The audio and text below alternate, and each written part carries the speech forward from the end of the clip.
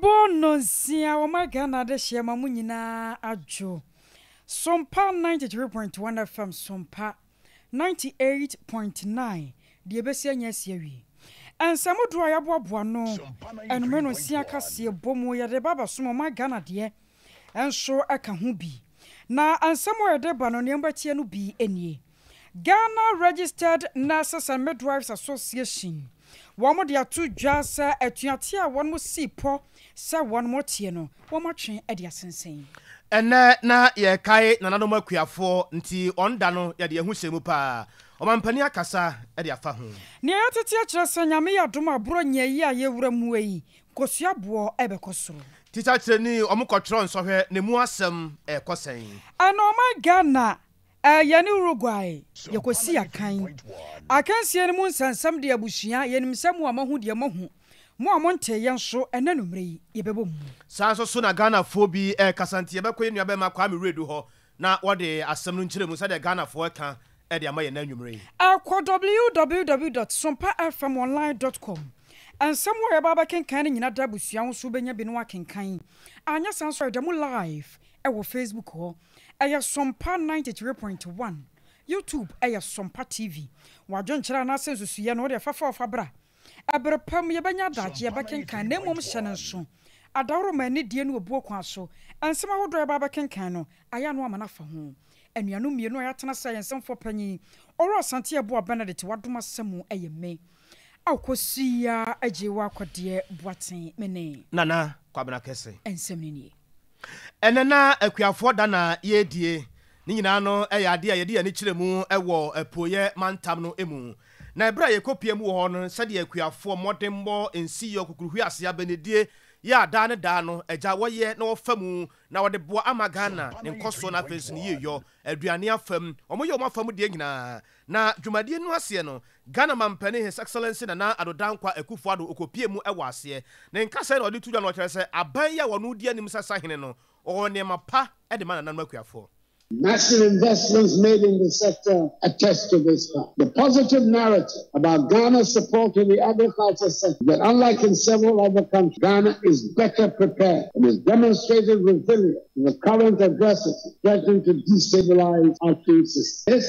has been possible because of the sound, pragmatic policies and programs rolled out at the inception of my peers. Our flagship program, Planting for Food and Jobs, PFJ, with its focus on improving farm productivity through the use of technology and farm, has succeeded in increasing our food security and open up new opportunities for diversifying agricultural exports by promoting 6 free crops for future substantial foreign exchange earnings. In 2016, government inherited production levels of 1.7 million metric tons of maize and 665,000 metric tons of rice. Under the Planting for Food and Jobs program, maize production reached 3.4 million tons by 2021 and rice to 1.2 million metric tons. The credit must go to our gallant farmers, fishers, and value chain actors who embrace Planting for Food and Job policy, leverage the opportunity created by the enabling environment for agricultural development. By design, Planting for Food and Jobs program has started in other sectors under agriculture with promising results. Under its Rearing for Food and Jobs model, some 134,400 birds and small ruminants were distributed to 1,254 beneficiaries in 2022 alone. In addition, 900,000 broiler day-old chicks, together with 900 metric tons of feed and vaccine, have been contracted out for supply to farmers next year. Still, under the livestock sector, government has released 15.6 million seed as payment of compensation to 280 farms affected by the highly pathogenic avian influenza. There is also support for disease surveillance, public awareness creation, capacity building, and the procurement of motorbikes for operational activities to enhance early detection, prevention, and disease management. Mampani na adodankwa akufo ado na yetene nka ye kwa homa no so na ye ne enua be ma kwa bana nya akon akodi nkomo wono na nsam nyina wo kyekere ya wode mane ye wasante mantan kropo kumase mu kwa bana fishi apa o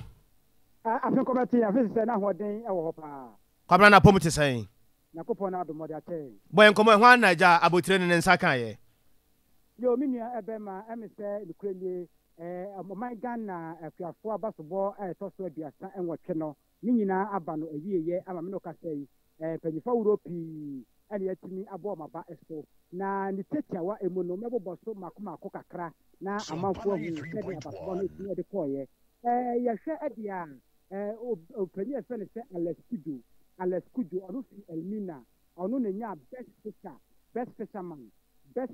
Alex Kudu onu fi Elmina onu nya best fisherman na best female fish farmer no eko adema ya ajele onu esi eye bono imantam no emo na best crop farmer no so eko adema opani Abraham Adusei ono ewa poye emantam asiemo ono ana me no kase sebia eye so opani oda ano ewa ye poye emantam adamo na eye me no ekase best farmer awards na kasa no owura akwasi asabre amayaw ono eye professor ono fitachiman ono na ye second runner up yes ono the top second runner up best farmer no eye professor akwasi asabre amayaw ono fitachiman ono top so emiensa na no top so emienu ai kan say first runner up no ye friend say owura ejefusu ono so efikitampo ono ene top so emienu ono ye first runner up na Ghana afiwe emu no national best farmer no eko adema owura friend say nana yaw sapon trebuo ono efi Asante Gaben eno wasante emantam emu opani wanya fisia edianan emiensa 43 years or a mechanical engineer and I mean a casayeti na bona basket as a national best farmer me kasay asi emu no etimi akọ etimi edi amano na baso ba onya ye no eye 1 million Ghana cedis and osanso enya kata osanso enya TV and osanso enya eye enade ene niam ahodo a obetimi da ya adwuma panyifo tiemu so a ye besanso ama ne training emu odin pa ewo kuayo emu na yaw sapon trebo ono ye na best farmer de kasa emu no ene ba bonchen ada panyifo ase osanso da de sedia ato aban ni se adaworo ma eniam ahodo a ye dua wo maganem ha no epanyifo so betimi adane dan yanu na mo de bi aka ho se na beboa ama omaga na setimi da kodi ma setimi akokoto sense de bia no ye beta brida kokoti boni aboku mamu e de akọ na omadane dan yanu ni asanso sika botene akra de aba beto na bodin e de amaga na fo enu tu be pie mu e we pie e mantem ha de a meka se we national best farmer award no etimi akọ e de ama ofani anu fi Asante Gaben e wa Asante amantem emu owura na sapon trebo enaje akọ e de ama na omapanyi ne pagifo nyina etimi abana baso papa yenu abema ya efene se kwabranya akone yetene nkade free epoye mantem kofodua ne mpatam ne eyakuafo da nanom akuafo ayiko Ghana Registered Nurses and Midwives Association ye wo ma Ghana mu de krata aba empanyefo mienu no monsa ehye sa krata yase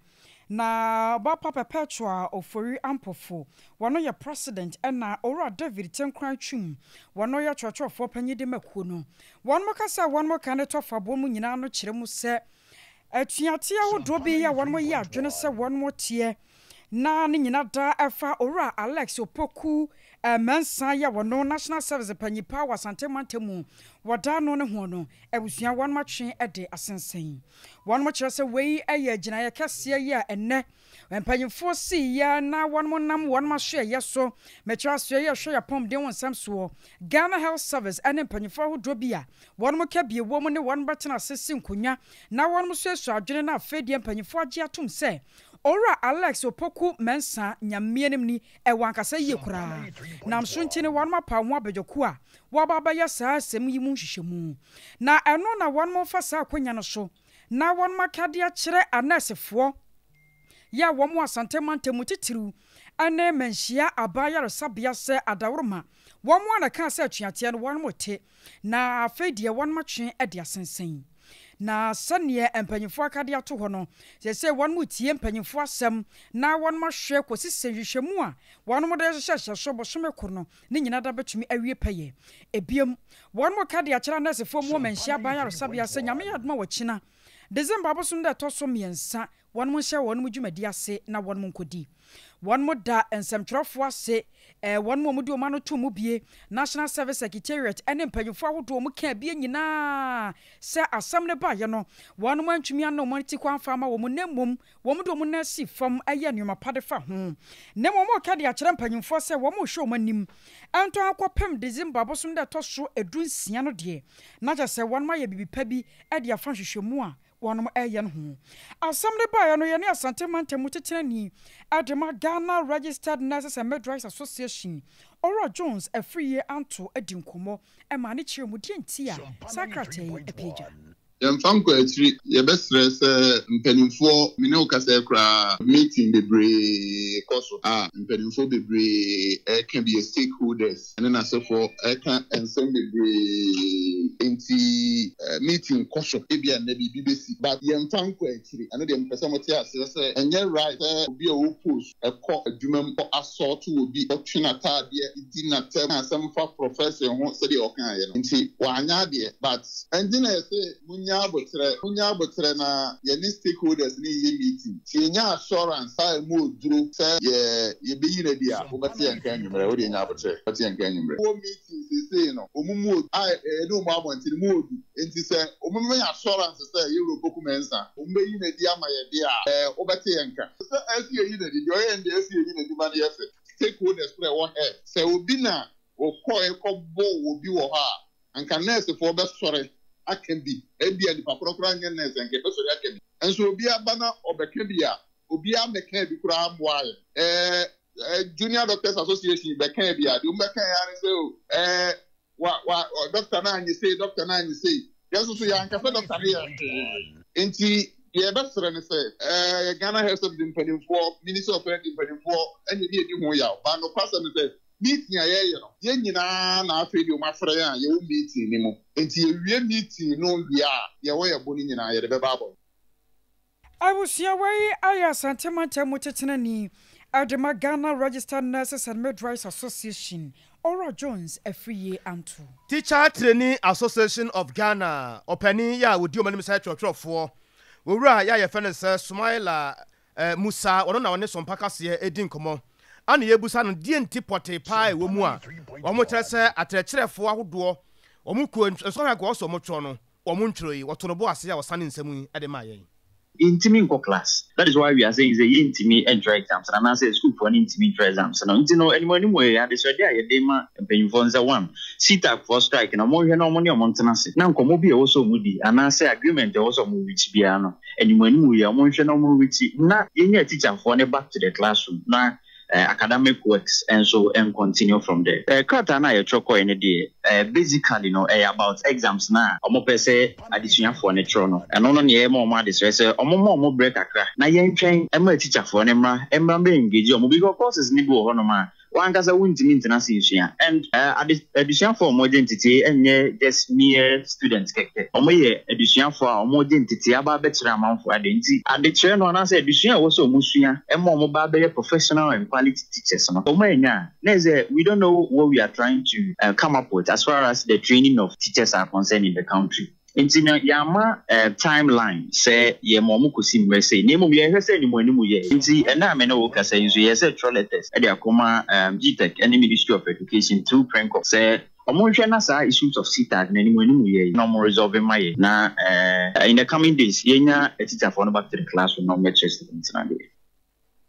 we Musa Sumaila we National Secretary de ma Teacher Training Association of Ghana. Ani ayatete akire mu se nyame yadom aburo nyayi ya baba de yi. Enioma dodo no abo be kwosoro na kwohia de ebegyina mu abo pa. Make say se wo to kwohia akase ne bonko. Adantam bonko nketo bonko na virgin fo no wo so bo ne nko. Na Asante Mantemo Poultry Farmers Association Panyipa ya wada wanmano Dr. Boris Beidu enano pay wade achia bia dwumadi asuo no wone oman ne yodu bo achechwe nkomo achire mu enne die ntia amakohia bo ebekosoro one feed the corner on the theater and no one may go to see it. In all trickles, you have price too much. I will farm a robot. Now, on my physically feed the body secondary soya, bony protein, buancasa. Chairman of me near the other. And yes, it was just a huchranwa and see, say, how cool. Yet, me, and see, food security general the factory in Kusiano. Yes, yes, a bit teacher. Price share the Babon G. A price a man price of farm data on being free and careful home. I feel no more dear or margin, lorry petition, normal tongue among Ghana for 1 tea. We a farm price, a bit to Ghana. The animal man, in Tibia will be in about the Cacato, farm price of Cacato, the so many young one, and near Bano Tonkusiano, in your fort. If they know Ankaya Tanya says, and come to the common at least cares Kakaho or margin near the account, and this is the one who's the interest near the Asia, or maybe interest 40%. Now, you know, the Canada at least 55 for crab bar, that's the water, and I'm almost 55. Near put the echo. Obi for so trust na put the trust a quite yes the canoa. The Ochi Kusiano Suno, Nanka is also in the 2 cities,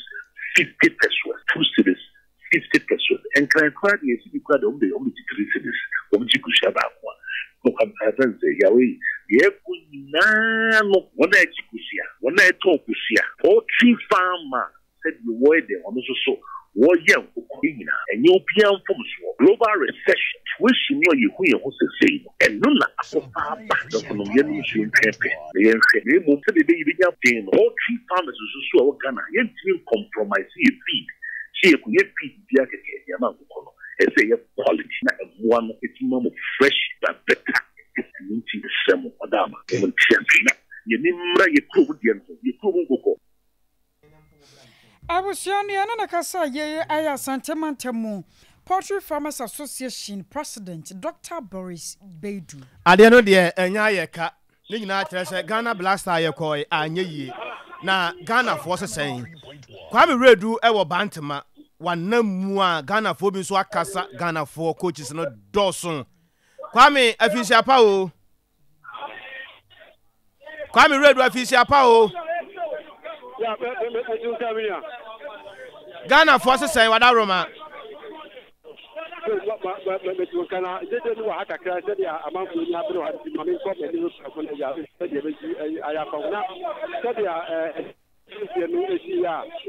Ghana Brasha, second work culture center had me. Now, how do you what did you say? You had more? Come on, yeah, I'm not going to do one. Let's have a say, black boy, you want to be combined. I'm not as you see now, as a proper, when I was going to me, a woman like a crack, as your mother and Nano, and yeah, about one, about a woman who passed to go on that part of my country, my young woman. I do at the bathroom 5 from so. But that's really a Michelle. You and that's the doctor has the wishes good and that's why I'm there. At the end, I'm going to see a boy who after me. I did by a okay. I can go here, boy. Time to come to and bunch my dear. I can't get you because her born I start here now. It depends on who I know in the packet one. If I don't Yaboma, yes, very also. When it's the first of matter, what you want to say? I put a bit of a clear as a fanatic. The little of your boy, I don't go for that problem on your bed. Now, I know because maybe no. Maybe I'm going to do so. That's all, yeah. About a man, get your report to get the car mine. There's a I do want to buy any book. In your inquiry, don't touch the car press up. Now, no boy, too, no. Rasta man. I didn't depend on okay, I'm not supporting I'm not about him. You want to say, but that's in your agenda, the car for no. And as a car boy, who is like a place, I just have to press up. I get really baba. They're good. And did you? And I boy for Mama, I don't have my baby. I think I have a baby. I share. I won't need you. Or is it possible? Can I check up? And back to Mampa. I have what the idea of the number or body. And I will be Papa Bantuma. I don't know how more damage. Empty football minimum. My bobby. In Mukaka. I kept up where the Yapa and the apprentice, you know. The apprentice. One man did your apprentice. Papa Rama, after the day. That game was no, that's it. So, I pay any Korea for boy apprentice. W. Why you're starting boy, Rastamai. 4 boy and any answer to one. So, what that for Papa Rama so happy to know. But you know, one, yes, Japan and Tosia. The day I will here. the same thing ko we akomo yi aye boy that order you go ya le do yes course my president that you go ya for the that no she say e go ya so dan ko ya ne te go my e ko say first go the true one men see ade that is abeti man o ma say ti go ma dia fa na say o meku ga na ma se nya o nyina one wo see ade and wo abi di na abeti man so na wo jiga renza o ba dan wa renza o ti renza ba antuma e department no mo anyina si a obi a hwete e a me ba di nya so ba di so ma ni eku a ye rebon obi e ja no ko ani ma gbe wo aben yo mini ama ye so we do chat up na yo ani ye do dia ye gbe openi ene ball no ma tabu no se ne uti na alho me de omo blaster for no important kan kre omo nya papa me unya di de blaster mini we de ma ye face na bob wa e ba no ni na ye Kwame board fun asemu na Kwame su ka kra wa hanji no Kwame se de amafo Kwame Redu bantuma second gate ye quarter center anmo na bi tia hade na ka baby a bode mu fa nanso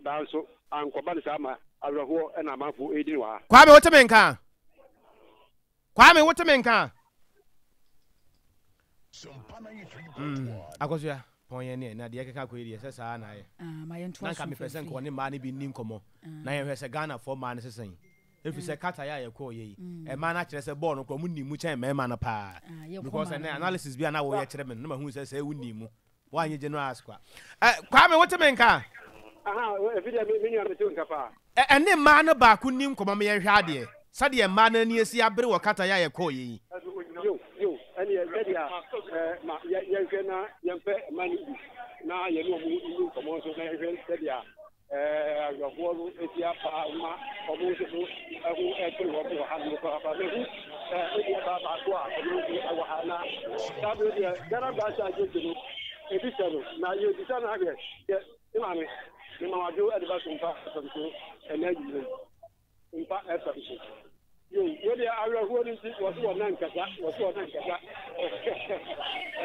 ma ya yo ko ba ku yo ba nanka yi ne ji ko boka tra ede mi ku Kwame ma yenyao why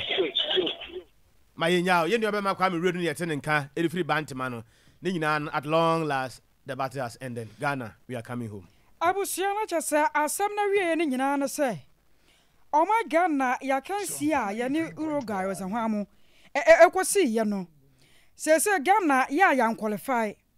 Uruguay for no so a wo mo so an qualify wo mo hyede nanso ye nyina ye ba fie eno na ama Ghana ye ni age kakra ye de chechire ye wura sansa wo hwe 2010 no se no mo se bi hye ye na nkene ye nim sa anya hwe kura no wo ma Ghana ye so ye betumi a hye wo mo nanso de nyame pe eno ye na no na Ghana fo ka se ahyase no agya nyame ye yadom wanya Ghana abro referee no kura no timu se fa ba bi na nka wo ya kwa ma Ghana ya fa ya ba se first 20 minutes no Ghana ye nya penalty ne nim se oh ye nyame na esane abahwe ye one na ebebo ya dede ayu akogina mu wo bi ntumi hunu de ba dede so domu ya na se wache ne pa se bidie ka ya dede na ebubu bai wakoba ama keeper ama de na kwa akosai na abusua wokọ ye Facebook wono mu a eye Sompa 93.1 YouTube nso eno so ye Sompa TV miss penalty Ghana de bibia to me see eno na nkofo chese now the budget in details nyame ya dum efri dwara de kro budget no ya bekenkan ye pa nya senketwa na momuo asamoja na ne tia ye 2010 atem de die koso no say next of kin ababa ye de da you wono na eba bekwa ma no asenua no de se so no aro no ko ize Ghana ye ne Uruguay abesa abobie mu a ye betie no nyame adom so na na waba wo na na pom ye de adom na so nyame adom awoso no ye nim se enko e wo hwe mu akọ hompre dodo kosua ene madwonso beten Asimio Sapanati ne say ya ni oza sasa no me ka sasa nyina baba Suarez it say sika no mudi dodo say calculate say no ma free mu say na no pan ne yeka no afa ni ebe hu say Ghana VAT yatum 11 ya teso ama 1 cedi kura wo send ya ye beti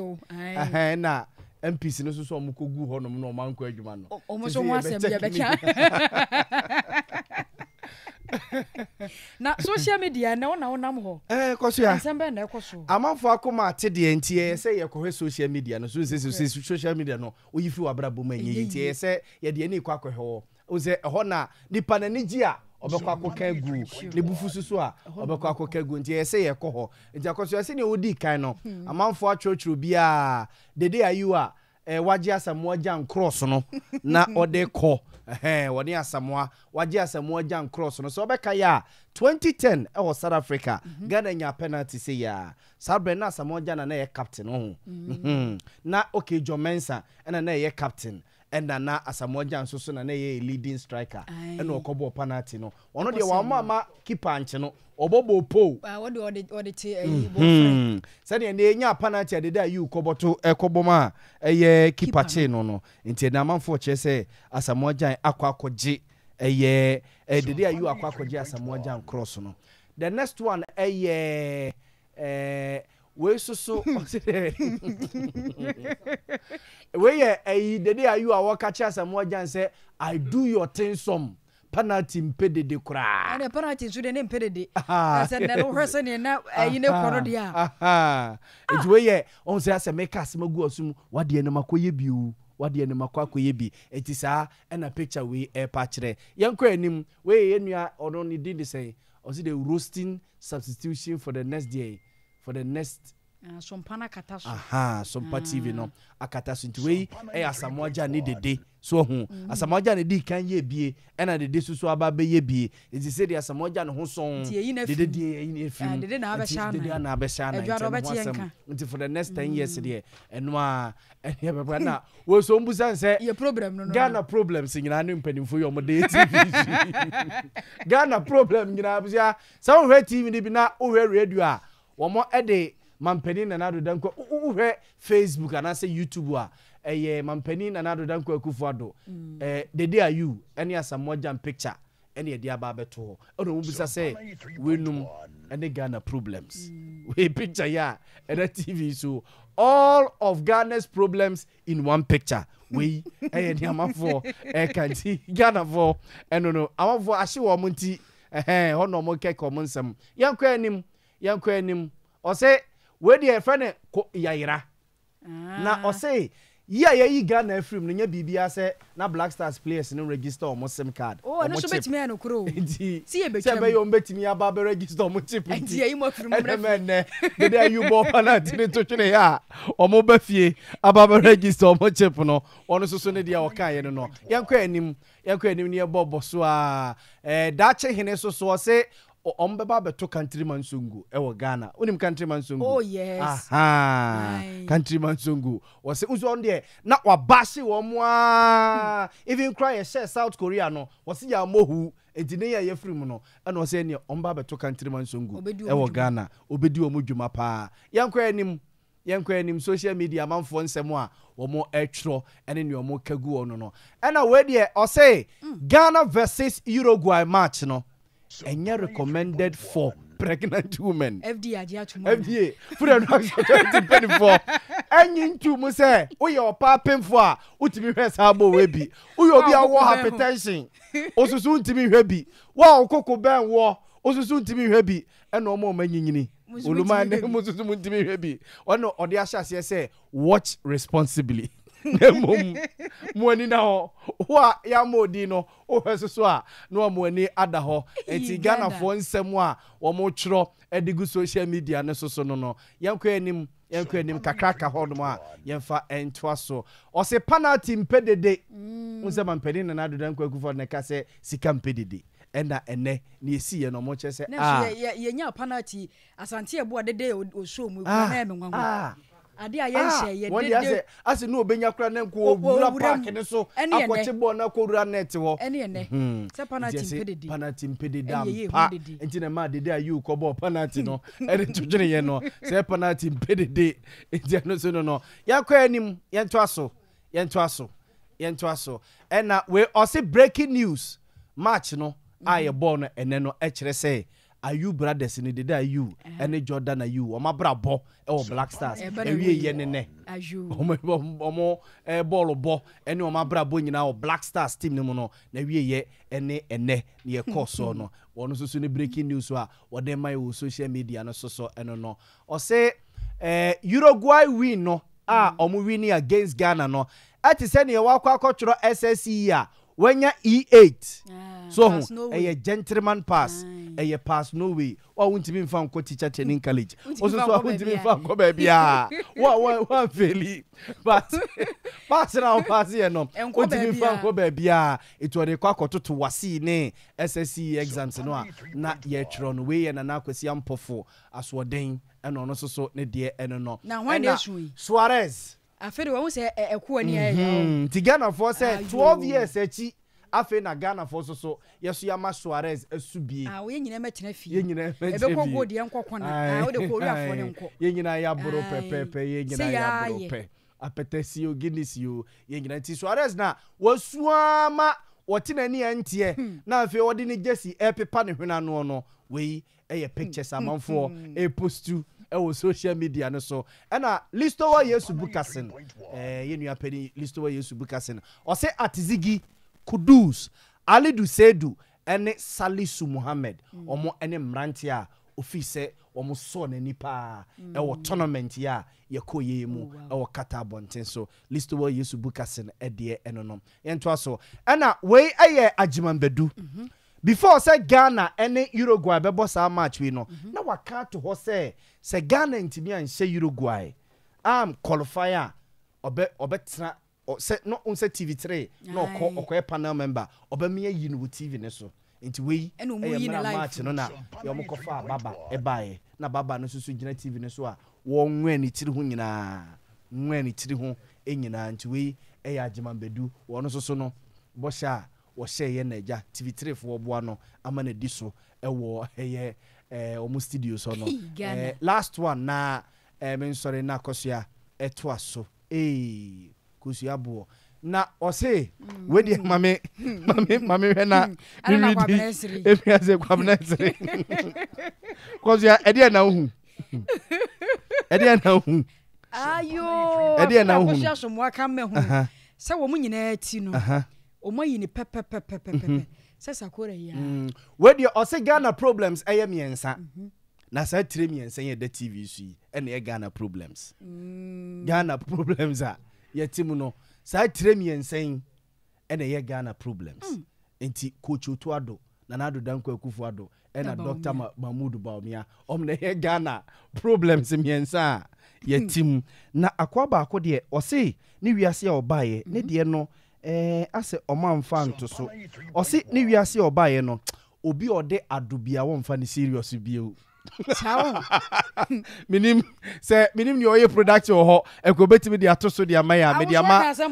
o si obi bia ni di ede adobia no he atapoku na betete ha no na komete ohun ye wo he no o so obi bia ni di ede ado Ghana bia no wonfa ni serious bio ni nyina ye Ghana ye coach Otuado ade a ene oye ni ti o so obi bia wiase ni di adososo no onfa ni serious bio ti akoso ya we ni Ghana fo bi ka ewo social media ne so ene nwumre eje yakoma ate na ya sere nso ye blidi se we obi ekwohye dem akosu yes rade obi ekwohye dem akosu asemi na ja be dey ba ko ye we ne se sika ne ye ni enu akiri ya ka bi omo fa bra ya ka bi budget ya ka ne doso ya sha Africa ta o ya be ozi amedase ya jeda se abusia aha ne de mu besie medidi akosu eje we akode boaten mene nana yo bo amali bia bogana mote ne nka na kosua somoa ono betena fidi na chichinchim ye news team ni nyina ye damwase yensanfo panyi owra asante ebo Benedict ye sori so akoi kwabna kesi ene mo ambetena nka ena mpayi a edwa wo blidi so no de ye nkrofo de